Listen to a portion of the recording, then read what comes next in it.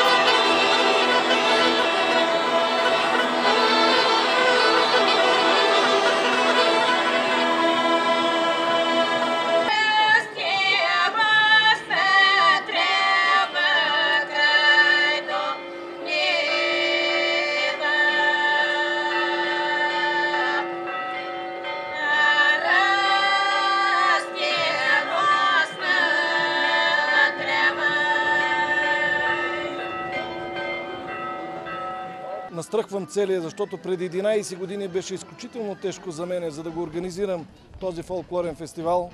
С заповеди, с много тъга и с много мъка, с изключително големи проблеми ги кара хората да пеят. С заповеди излезна да пее общинска администрация, гимназия, всички детски градини. Успях някъде да събера около 10-12 състава. Какво точно пишеше в тези заповеди? Какво беше наказанието, ако не се явят да пеят на фестивала? Ако не се явят да пеят на състава, трябваше да си оставят молбите и да си заминат. Така че бил съм безкомпромисен. Всичко се разрасна и неделинският двуглас влезна в 5-те културно-исторически ценности на България. Но на днешния ден виждам, говоря с възторг, това, което успяхте, надявам се, да заснемете. Толкова фолклорни състави от 70 области на България, от 5 държави са дошли хора, които искат да покажат своя бит, своята култура, своя фолклор.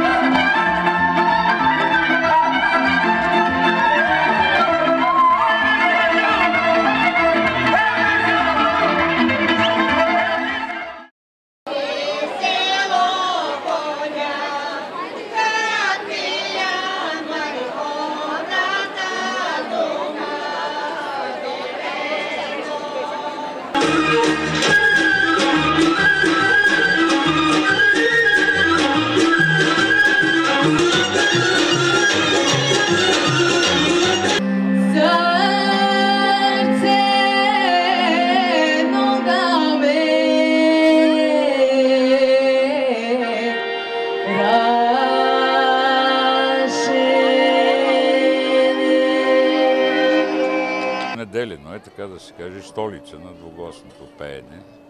Тук е измислено, Господ знае кога, назад в вековете. Има още няколко точки, където се пее двугласно, но в Неделино само така се пее. Така че ето, хубаво е това да се запази, да не изчезне. Това си е живо музейно богатство. Музей на открито и в движение. Жив музей.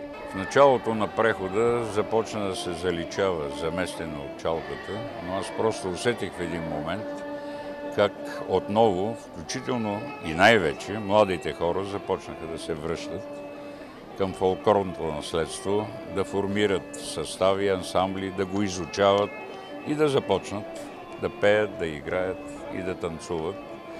И е хубаво, че има такива, да го наречем фестивал това или събор, както искате, че могат да се срещат тези състави, да обменят опит, идеи, информация, да се запознават и заедно да продължават по този път. Защото в края на крещата в днешния все по-унифициращ и унифициращ се свят. Някои смятат, че това е добре, аз не смятам. Аз смятам, че народите трябва да запазят различията си, тъй като това е богатство, до което е достигнала цивилизацията, движещи се при отделните народи по различен път. И това трябва да се запази, това е достижение.